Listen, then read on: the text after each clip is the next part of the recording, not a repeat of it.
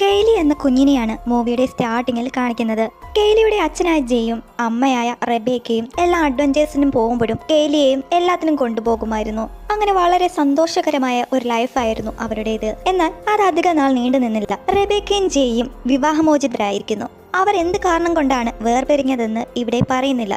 Cayley ഇപ്പോൾ വളർന്നു വലുതായി. അവൾക്കിപ്പോൾ 15 വയസ്സായിരിക്കുന്നു. അവൾ അമ്മയോടൊപ്പം അമ്മയുടെ ലവറിനെ എയർപോർട്ടിൽ ഡ്രോപ്പ് ചെയ്യാനായി വന്നിരിക്കുകയാണ്. അങ്ങനെ ലവറിനെ എയർപോർട്ടിൽ ഇറക്കിയതിനു ശേഷം റെബേക്ക കെയ്ലിയെ ജെയുടെ അടുക്കൽ കൊണ്ടുവിടുന്നു.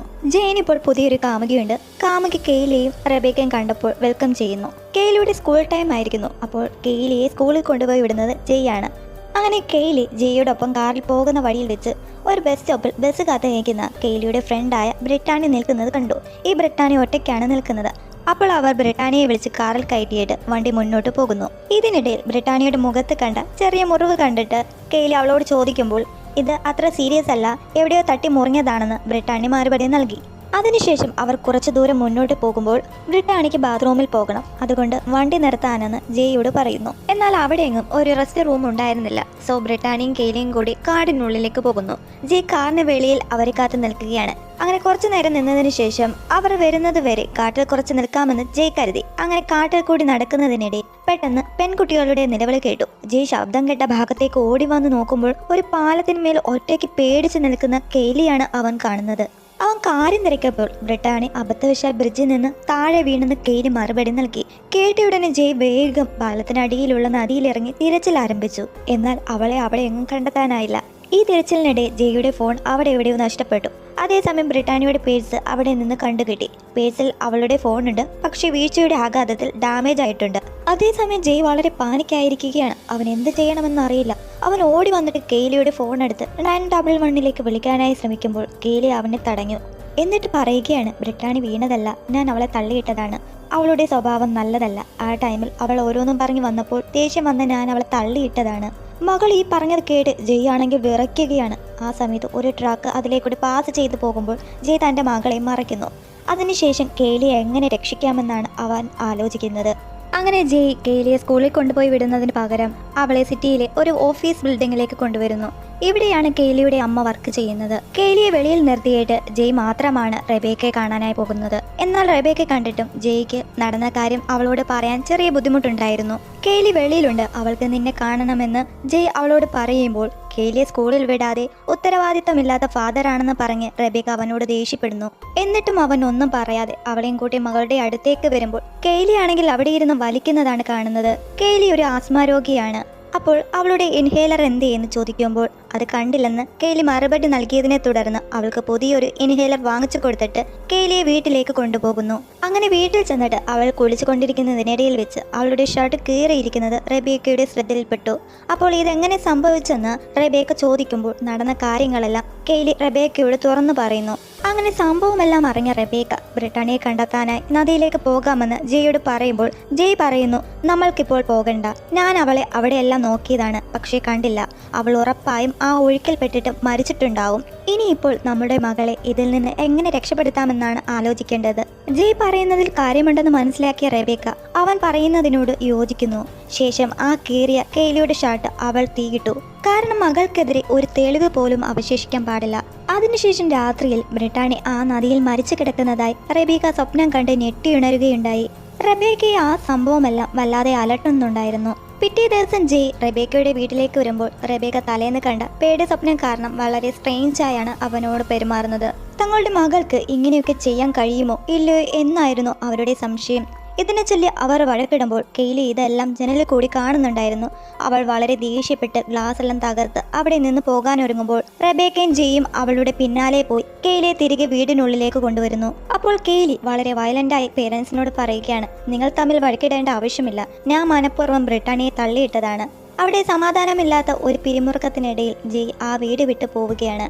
അങ്ങനെ കുറച്ച് കഴിയുമ്പോൾ ബ്രിട്ടാനിയുടെ ഫാദറായ സാം ബ്രിട്ടാനിയെ അന്വേഷിച്ച് റെബേക്കയുടെ വീട്ടിലേക്ക് വരുന്നു. കാരണം സ്കൂളിൽ ചെന്നപ്പോൾ ബ്രിട്ടാനിയും കെയ്ലിയും അവിടെ ചെന്നിട്ടില്ലായിരുന്നു. അപ്പോൾ കെയ്ലിക്കൊപ്പം ഇവിടെ കാണുമെന്നാണ് അയാൾ കരുതുന്നത്. അപ്പോൾ റെബേക്ക കെയ്ലിക്ക് സുഖമില്ലാത്തത് കൊണ്ടാണ് സ്കൂളിൽ പോകാതെ, കൂടാതെ ബ്രിട്ടാനി ഇവിടേക്ക് വന്നിട്ടില്ല, അവൾ എവിടെയുണ്ടെന്ന് അറിയില്ലെന്ന് റെബേക്ക സാമിനോട് കള്ളം പറയുന്നു. ഇത് കേട്ട് സാം പറയുകയാണ്, ഇന്നലെ ഞാനും ബ്രിട്ടാനിയും തമ്മിൽ ചെറിയൊരു വാക്കുതർക്കമുണ്ടായി. അപ്പോൾ ആ ദേഷ്യത്തിനിടയിൽ ഞാൻ അവളോട് ബസ്സിൽ പോകാൻ ആവശ്യപ്പെട്ടു. അങ്ങനെ അവളെ പറഞ്ഞു വിട്ടത് സാം ഇപ്പോൾ ഖേദിക്കുകയാണ്. ശേഷം കെയ്ലിയോട് സംസാരിക്കണമെന്ന് അയാൾ പറയുമ്പോൾ കെയ്ലിയെ ഡോക്ടറെ കാണിക്കാൻ കൊണ്ടുപോയിരിക്കുകയാണെന്ന് റെബേക്ക കള്ളം പറഞ്ഞിട്ട് അവനെ അവിടെ നിന്ന് പറഞ്ഞു വിടുന്നു. അതിനുശേഷം ആ ദിവസം പല തവണയായി സാം റെബേക്കയെ വിളിക്കുകയുണ്ടായി. എന്നാൽ ആ കോളൊന്നും റെബേക്ക എടുത്തില്ല. ഒടുവിൽ അവൾ കെയ്ലിയുടെ അടുക്കൽ വന്നിട്ട് ഇതുപോലെ സാം വിളിക്കുന്നു, നീ ഫോൺ എടുത്തിട്ട് ബ്രിട്ടാനി എവിടെയുണ്ടെന്ന് എനിക്കറിയില്ലെന്ന് കള്ളം പറയാനായി റെബേക്ക കെയ്ലിയോട് ആവശ്യപ്പെടുന്നു. എന്നാൽ സാമിനോട് സംസാരിക്കാൻ ഭയം തോന്നിയ കെയ്ലി ആ കോൾ എടുക്കുന്നതിൽ വിസമ്മതിച്ചു. ഇതിന്റെ പേരിൽ അവിടെ ഒരു സംസാരം ഉണ്ടാകുന്നതിന് മുമ്പായി ജയ് അവിടേക്ക് വരികയുണ്ടായി. ആ ടൈം ജെയിം പോയതിനു ശേഷം അവിടെ ഉണ്ടായ വിവരം റെബേക്ക ജയോട് പറയുന്നു. അപ്പോൾ കുറച്ച് ദിവസത്തേക്ക് ഒരു ഹോട്ടലിൽ റൂം എടുക്കാനായി അവർ പ്ലാൻ ഇട്ടു. കാരണം കെയ്ലി ഇങ്ങനൊരു സാഹചര്യത്തിൽ എന്താണ് പറയേണ്ടതെന്നും എങ്ങനെയൊക്കെ പെരുമാറേണ്ടതെന്നും അവളെ പരിശീലിപ്പിക്കാനാണ് അവർ ഇങ്ങനെയൊരു തീരുമാനമെടുത്തത്. അതനുസരിച്ച് അവർ ആവശ്യമുള്ള സാധനങ്ങളെല്ലാം പാക്ക് ചെയ്ത് റെബേക്ക ബാഗുകൾ കാറിന്റെ ഡിക്കിയിലേക്ക് വെക്കുന്നതിനിടയിൽ സാം വീണ്ടും അവിടേക്ക് വരുന്നു. എന്നിട്ട് പറയുകയാണ്, ഞാൻ രാവിലെ മുതൽ നിങ്ങളെ വിളിക്കുന്നു, പക്ഷെ നിങ്ങൾ എന്തുകൊണ്ടാണ് കോൾ അറ്റൻഡ് ചെയ്യാത്തത്? എന്റെ മകളെ കാണാത്തതിൽ ഞാൻ ആകെ വേവലാതിപ്പെട്ടിരിക്കുകയാണ്. എനിക്ക് കെയ്ലിയുമായി സംസാരിക്കണമെന്ന് അയാൾ ആവശ്യപ്പെടുമ്പോൾ കെയ്ലി ഡോക്ടറെ കാണാനായി പോയിരിക്കുകയാണെന്ന് റെബേക്ക വീണ്ടും കള്ളം പറയുന്നു. ഇവരിങ്ങനെ സംസാരിച്ചു കൊണ്ടിരിക്കുന്നത് ജയ് കാണുകയുണ്ടായി. ജയ് അവരുടെ അടുത്തേക്ക് നടന്നു വരുന്നു. എന്നാൽ അധികം താമസിക്കാതെ അവരുടെ കള്ളം പൊളിയുകയാണ്. കാരണം കെയ്ലി വീടിന് പുറത്തേക്ക് നടന്നു വരുന്നു. കെയ്ലിയെ കണ്ടതോടെ സാമിന്റെ സംശയം വർദ്ധിച്ചു. അവൻ ബ്രിട്ടാനിയെ പറ്റി ചോദിക്കാനായി കെയ്ലിയുടെ അടുത്തേക്ക് നടന്നു വരാനൊരുങ്ങുമ്പോൾ ജയ് അവനെ തടയാൻ ശ്രമിച്ചു. അപ്പോൾ വളരെ വയലന്റായ സാം ജയ് അടിച്ചതിനെ തുടർന്ന് അവന്റെ മൂക്കിൽ നിന്നും ബ്ലീഡിംഗ് ഉണ്ടാകുന്നു. ഇതിനെ തുടർന്ന് ഇവിടെ ഒരു ഫൈറ്റ് ഉണ്ടാകണ്ടെന്ന് കരുതി സാം പോലീസിനെ വിവരം അറിയിക്കാൻ പോവുകയാണെന്ന് പറഞ്ഞ് അവിടെ നിന്ന് പോകുന്നു. ഇതിനുശേഷം റെബേക്ക ജയുടെ മൂക്ക് ക്ലീൻ ചെയ്ത് കൊടുക്കുന്നു. അപ്പോൾ ആ സമയം അവർക്കിടയിൽ ചെറിയൊരു സ്വീറ്റ് മൊമെന്റ് ഉണ്ടാകുന്നു. കെയ്ലി ഈ രംഗം ദൂരെ നിന്ന് കാണുന്നുണ്ടായിരുന്നു. അവൾ ഇത് കണ്ട് പുഞ്ചിരിക്കുകയാണ്. ഇതിനുശേഷം ജയ് റെബേക്കയോട് പറയുകയാണ്, ഞാൻ ഇന്നലെ ബ്രിട്ടാനിയുടെ മുഖത്ത് മുറിവ് കണ്ടിരുന്നു. അപ്പോൾ ബ്രിട്ടാനിയുടെ കാണാതെ അകലിന് പിന്നിൽ സാമാണെന്ന് നമുക്ക് വരുത്തി തീർക്കാമെന്ന് അവൻ റെബേക്കയോട് പറയുന്നു. അതിനായി അവരൊരു പ്ലാൻ തയ്യാറാക്കി. റെബേക്ക ഒരു ഹോമിസൈഡ് ഡിപ്പാർട്ട്മെന്റിലാണ് വർക്ക് ചെയ്യുന്നത്.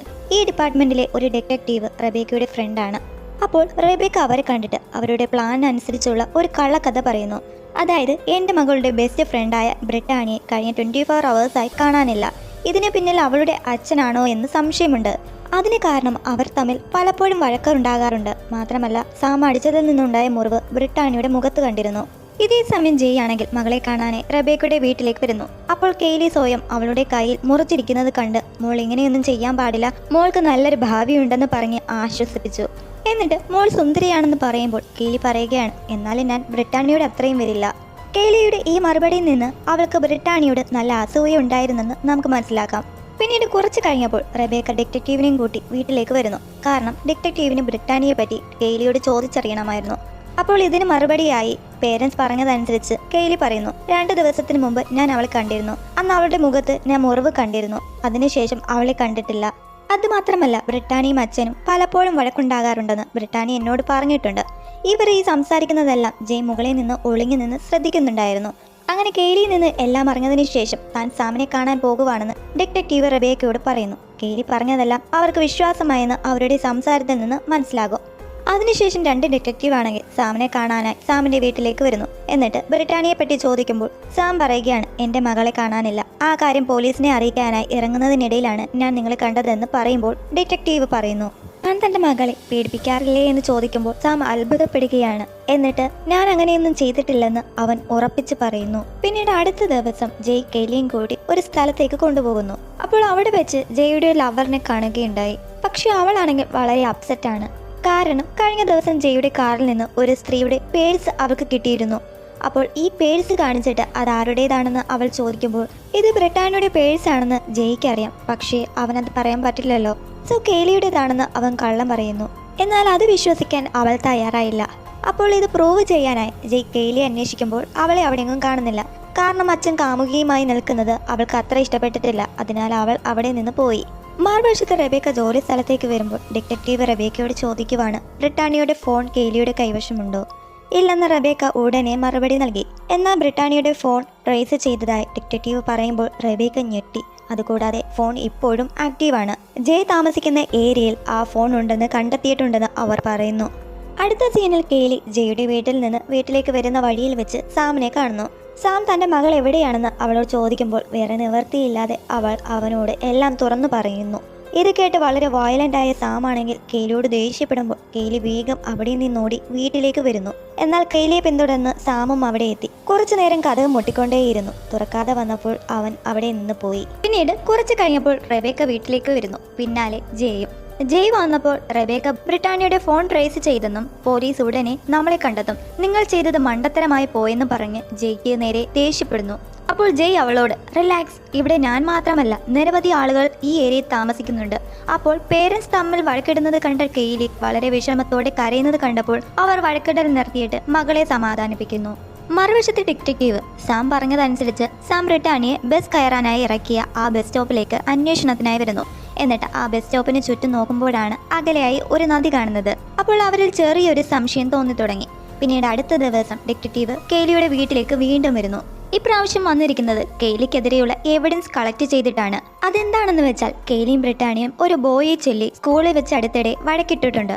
അപ്പോൾ അതിന്റെ പേരിൽ കെയിലി ബ്രിട്ടാനിയെ കൊല്ലാനായി ആഗ്രഹിച്ചുവെന്ന് ഡിറ്റക്റ്റീവ് പറയുമ്പോൾ പേരൻസ് ഇല്ല എന്ന് പറയുന്നു. അപ്പോൾ ഡിറ്റക്റ്റീവ് വീണ്ടും പറയുന്നു, നിങ്ങൾ കള്ളം പറയുകയാണ്, കാരണം അവർ പാലത്തിന്റെ സമീപം തിരഞ്ഞപ്പോൾ കെയിലിയുടെ ഇൻഹേലർ അവിടെ നിന്ന് കണ്ടെത്തിയെന്ന് പറയുമ്പോൾ പേരൻസ് ആശ്ചര്യപ്പെടുന്നതായി നടിച്ചു. എന്നിട്ട് പോലീസ് മനഃപൂർവ്വം തന്റെ മകളുടെ തലയിൽ കെട്ടിവെക്കാൻ നോക്കുകയാണ്. സോ നിങ്ങൾ ഇവിടെ നിന്ന് പോകണമെന്ന് റെബേക്ക ഡിറ്റക്റ്റീവിനോട് ആവശ്യപ്പെടുന്നു. ശേഷം തങ്ങളുടെ മകൾ പിടിക്കപ്പെടാതിരിക്കാനുള്ള അവസാന ശ്രമത്തിലാണവർ. അങ്ങനെ അന്ന് രാത്രി റെബേക്കയും ജെയിനും കൂടി സാമിന്റെ വീട്ടിലേക്ക് വരുന്നു. എന്നിട്ട് ബ്രിട്ടാനിയുടെ ഫോൺ ജെയ് ഓൺ ആക്കിയിട്ട് ആ ഫോൺ വീട്ടുമുറ്റത്ത് കുഴിച്ചിടാൻ ശ്രമിക്കുന്നു. ഇത് പോലീസിന്റെ അന്വേഷണം വഴിതെറ്റിക്കാനും ബ്രിട്ടാനിയുടെ തിരോധാനം സാമിന്റെ തലയെ കെട്ടിവെക്കാനുമാണ് ഇവർ ശ്രമിക്കുന്നത്. റെബേക്ക അടുത്ത് തന്നെ നിന്നിട്ട് ആരെങ്കിലും വരുന്നുണ്ടോ എന്ന് ശ്രദ്ധിക്കുവാണ്. ഇതിനിടെ സാം അവിടേക്ക് വരികയുണ്ടായി. സാമിനെ കണ്ടതോടെ റെബേക്ക പാനിക്കാകുന്നു. അപ്പോഴത്തേക്കും ജയ് അവിടേക്ക് വന്നിട്ട് സാമിനെ ആക്രമിക്കുന്നു. എന്നിട്ട് ജയ് അവനെ മുക്കിക്കൊല്ലാനായി ശ്രമിക്കുമ്പോൾ റെബേക്ക ജയെ തടഞ്ഞു. അങ്ങനെ അവർ രണ്ടുപേരും അവിടെ നിന്ന് പോകാൻ തുടങ്ങുമ്പോൾ സാം പറയുകയാണ്, എനിക്കറിയാം നിങ്ങളുടെ മകളാണ് എന്റെ മകളെ കൊന്നത്. ഇത് കേട്ട് അവർ ഞെട്ടിപ്പോയി. ഉടനെ അവർ കാറിൽ കയറി പോകാൻ നോക്കുമ്പോൾ അവർ പോകാതിരിക്കാനായി സാം റോഡിന്റെ നടുക്കു നിന്നു. എന്നാൽ ജയ് സാം നിൽക്കുന്നതൊന്നും നോക്കാതെ വണ്ടി മുന്നോട്ടെടുത്ത് സാമിനെ ഇടിച്ചു തെറിപ്പിച്ചു. ശേഷം ബ്ലഡിൽ കുളിച്ചു കിടക്കുന്ന സാം അവരോട് ജീവന് വേണ്ടി കേഴുമ്പോൾ റെബേക്ക 911 വിളിക്കാൻ ശ്രമിക്കുമ്പോൾ ജയ് അവളെ തടഞ്ഞു. കാരണം ഇവൻ ജീവിച്ചാൽ കൂടുതൽ പ്രശ്നങ്ങൾ ഉണ്ടാകും, അതുകൊണ്ട് നമുക്ക് പോകാം. അത് കാരണത്താൽ സാം അവിടെ മരിക്കുകയാണ്. റെബേക്കയും ജയും താമസിക്കാതെ വീട്ടിലെത്തി. പിന്നീട് അടുത്ത ദിവസം ജയ് വീട്ടിൽ നിന്ന് പോകാനൊരുങ്ങുമ്പോൾ റെബേക്ക അവനെ തടഞ്ഞിട്ട് പോകരുതെന്ന് പറയുന്നു. അവനും അങ്ങനെ അവിടെ നിൽക്കുകയാണ്. എന്നിട്ട് രണ്ടുപേരും കൂടി സെറ്റിൽ കിടന്നുറങ്ങുന്നു.